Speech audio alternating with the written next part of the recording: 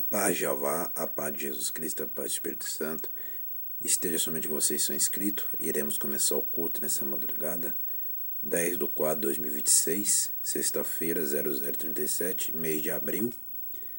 Vamos começar o culto em 2 Coríntios, capítulo 12, capítulo 13. Resumo do capítulo. Paulo explica que as fraquezas são a fonte da vanglória. Depois que o apóstolo recebeu uma revelação assombrosa de ter sido ele próprio arrebatado aos céus, 12:1-6, Satanás golpeou com um espinho na carne. Muitos imaginam tratar-se de uma enfermidade séria, deformante. Paulo ora com fervor para a sua remoção, mas a resposta foi não. Através dessa experiência, Paulo aprendeu que a fraqueza não passava de uma chamada especial, a que confiasse no Senhor, que se alegra em mostrar a sua força nas pessoas fracas. VV 7b10. Apesar de sua assim chamada fraqueza, Paulo dificilmente poderia assumir um papel secundário diante dos super apóstolos de quem os coríntios se encantaram. VV 11:13. Paulo ama ainda mais a igreja. VV 14:18. Até mesmo essa defesa humilhante é motivada unicamente pelo temor de que, quando Paulo fosse visitá-los, os encontraria endurecido e imaturo. VV 19:21. A seguir, Paulo concluiu com uma advertência: a autoridade apostólica é real. A autoridade apostólica é real. Cristo fala através de Paulo. Se não responderem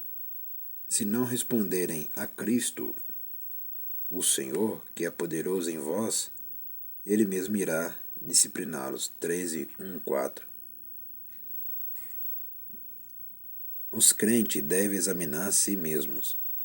Se não fizerem, quando Paulo chegar, virá também a reprovação.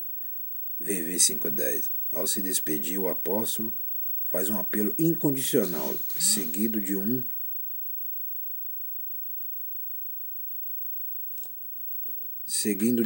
lacônico adeus. VV 11:14. Versículo-chave 12:9. A força verdadeira. Aplicação pessoal. Não tenha medo de ser ou parecer fraco. Conceitos-chave: autoridade. P 782, apóstolo P 635. Destaque: minhas fraquezas, 12:5. No contexto, Paulo fala basicamente de algo que faz com que pareça fraco aos olhos de quem ministra. O apóstolo aprenderá que, quando parecia fraco aos olhos dos outros, era verdadeiramente forte, pois a partir daí Jeová trabalhava através dele de maneira mais eficaz. Que mensagem para nós! A efetividade espiritual não depende de nossas habilidades, nem mesmo de como os outros nos veem. Só depende de nossa própria disposição e confiar inteiramente em Cristo. É o que eu já falei. Quem vai fazer diferença é você mesmo. Entendeu? É você mesmo que vai mudar. É o que eu sempre falo, quem tem que mudar é vocês do outro lado aí que assiste os cultos todos os dias. Somente os inscritos que eu estou falando. O espinho de Paulo, 12:7. Discute-se muito sobre qual seria o mal crônico de Paulo. Uma sugestão é que ele sofria de doença ocular, nada atraente. O argumento tem sustentação numa reverência no final da epístola aos Gálatas, ao acrescentar um pós-escrito a essa epístola em letras grandes: os cristãos e a boa saúde, 12:8-9. Há quem afirme que a cura é propiciada aos crentes na crucificação de Cristo. Paulo, no entanto, não foi curado. Alguns sustentam que Jeová responderá a qualquer oração, basta que acreditemos. Paulo não carecia de fé, mas não foi curado. Esta e outras passagens do Novo Testamento, como Filipenses 2:25-27, nos lembram que os cristãos podem sofrer em decorrência de uma saúde precária, além de outras dificuldades, sem que isso represente pecado ou falta de fé. É verdade, nem toda doença que o crente passa é questão de pecado. A doença que é para Jeová curar, para Jesus curar, para o Espírito Santo curar e para você também tratar com os médicos, né? Que a palavra também deixou as plantas que curam, né? Já está escrito que o Criador também deixou as plantas que cura, entendeu? E é verdade, tem certas doenças que o Criador não vai curar na vida do crente, não. Que o crente vai levar até o dia que o Criador tirar ele da terra, né? Isso é verdade. Não pode ir no médico, que não vai achar cura, não, porque tem doença que é só Jeová, Jesus, que vai tirar no dia que você morrer, quando chegar a data e a hora certa. Vai viver bem na terra ainda? Vai viver bem na terra, mas uma hora vai ser tirado. Mas não é questão de falta de fé. Tem pessoas que confundem. Tem pessoas que falam assim, por que aquele crente está doente? Ué, enquanto ele estiver no corpo físico, ele é sujeito a adoecer, qualquer um. Ele é sujeito a adoecer mesmo igual o ímpio. Porque ele está no físico, né? Mas Jesus cura, Jeová cura, Espírito Santo cura, o Pai e o Filho e o Espírito Santo cura. É tudo na hora certa, não na hora que o ser humano quer, é na hora que o Pai e o Filho e o Espírito Santo quer. É isso que a Trindade falou para Paulo, é na hora que nós quisermos, que nós vamos te curar. Por enquanto você vai levar o espinho na carne, entendeu? Igual falou ali, ó. Nos lembra que os cristãos podem sofrer decorrência de uma saúde precária, além de outras dificuldades, sem que isso represente pecado ou falta de fé. Ao permitir o sofrimento de Paulo, Jeová tinha um propósito para a sua vida. Como é bom estarmos confiantes em duas situações. Quando sofremos, Jeová tem em mente uma boa razão. Quando estamos fracos, podemos aguardar até que Jeová nos mostre o poder em e através de nós.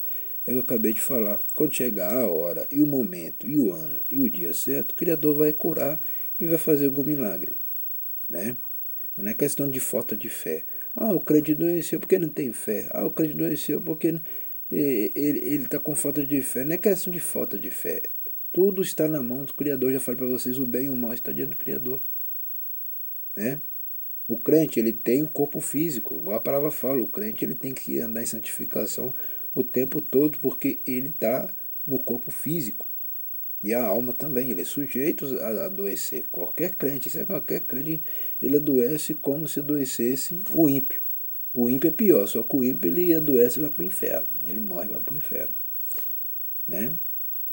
Porque ele não tem Jeová, ele não tem Jesus, ele não tem Espírito Santo. Agora a sorte do crente, se ele adoecer, Jesus vai curando, vai cuidando, vai alimentando, né? E cura, né? Na hora certa e no momento certo. Entendeu? E leva para a eternidade e leva para um novo planeta. Agora o ímpio não tem essa sorte. Porque o ímpio não devolve os dízimos ofertas, não vem à igreja, não aprende com a palavra, não tem Jeová na vida dele, não tem Jesus na vida dele, não tem o Espírito Santo, não tem uma vida santificada. Então a doença vai para o ímpio pior. O ímpio é assim, a doença ali nasce e vai para o inferno. Entendeu? Mas todo mundo é sujeito a adoecer. Aqui na terra, enquanto estiver no corpo físico, todo mundo está sujeito. Por isso que a palavra fala, permaneça em oração, continua orando.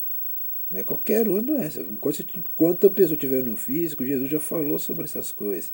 Orar o quê? Sem cessar. Ele já falou isso, orar sem cessar. Para quê? Para que não possa cair em tentação. Então ele já falou orar sem cessar. Entendeu? Mas todo mundo aqui é sujeito a adoecer. Aqui na Terra não tem ninguém eterno, todo mundo é sujeito. Tanto como aquele que é crente e como aquele que não é crente, que eu acabei de falar. Quem não é crente, a coisa é pior para o lado dele. É inferno ou lago de fogo. Para o cristão é paraíso e vida eterna. Entendeu? Continuando. O exercício da autoridade, 13 e 1:4.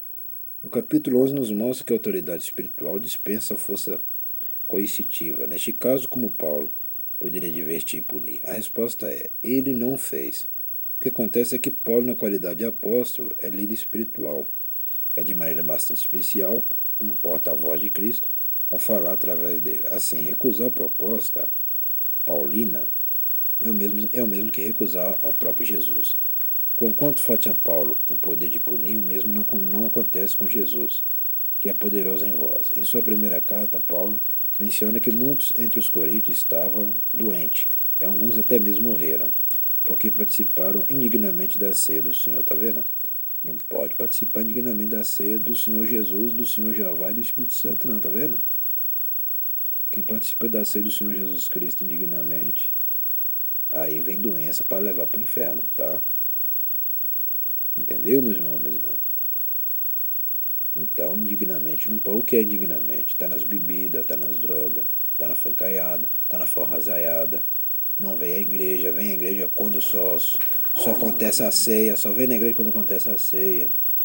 Não vem na igreja nos outros dias, só vem no dia da ceia. E não volta mais nos cultos. Entendeu?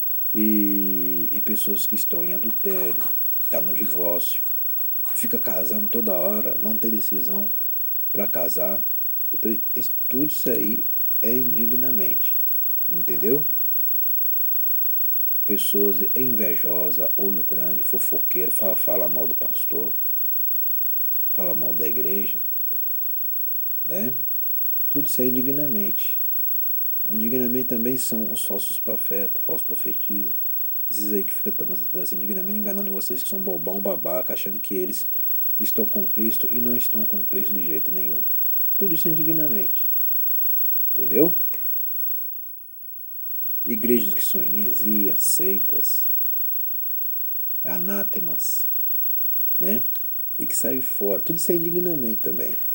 Continuando, 1 CO 11:30. Por conseguinte, Paulo não necessita em absoluto de qualquer poder coercitivo. Ele fala por Jesus que disciplinará os cristãos que se mostrarem insensíveis. Que há livro para os líderes espirituais que, a exemplo de Paulo, podem amar e auxiliar, deixando para Jeová a tarefa de punir os insensíveis à sua palavra. É verdade, é como vocês do outro lado também. Vocês do outro lado, vocês não são sensíveis à palavra do Criador, não. Vocês são insensíveis. Vocês não aguentam ouvir a verdade nem um segundo, nem um minuto. Mas quando chega a mentira, aí vocês ouvem a mentira mais de uma hora. Mas a palavra vocês não gostam de ouvir nem um segundo. A ver que é a verdade. Então, porque vocês do outro lado, vocês não são sensíveis à palavra dessa igreja. Vocês são insensíveis. É por isso que Jeová não entrega a bênção para vocês, não entrega a vitória e não resolve nada para suas vidas. Porque vocês do outro lado são insensíveis à palavra do Criador. É por isso que as suas vidas são amarguradas e tristes e vai para o inferno, enquanto não mudar. Continuando, examinai-vos a vós mesmos. 3 e 5, 6. Se os que frequentam a igreja rejeitam-se sistematicamente as palavras e os caminhos de Jeová, examiná-los para poder constatar se estão salvos não é somente um ato de sabedoria, mas algo essencial. Tá vendo, né? Por isso que fala examinar vós mesmos. Vamos agradecer? Soberano Jeová, ó Jesus Cristo, ó Espírito Santo, te agradecemos por este culto nesta madrugada, 10/4/2026, sexta-feira, mês de abril. Abençoa somente os inscritos, abençoa somente os dizimistas, ofertantes, abençoa somente os dizimistas e os ofertantes, abençoa somente também a sede da Igreja Pentecostal, Ministério Chama de Fogo, Fé de Verdade que tem, que fica na rua Armindo Pereira, número 340, bairro São Pedro, cidade de Ponte Nova, Minas Gerais, nação Brasil. Amém e mais ninguém.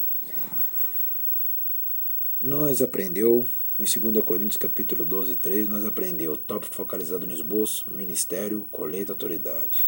Acabamos de ler o 2 Coríntios por completo. Nós tinha começado, foi aqui, ó. O 2 Coríntios, nós tinha começado aqui. Vamos indo.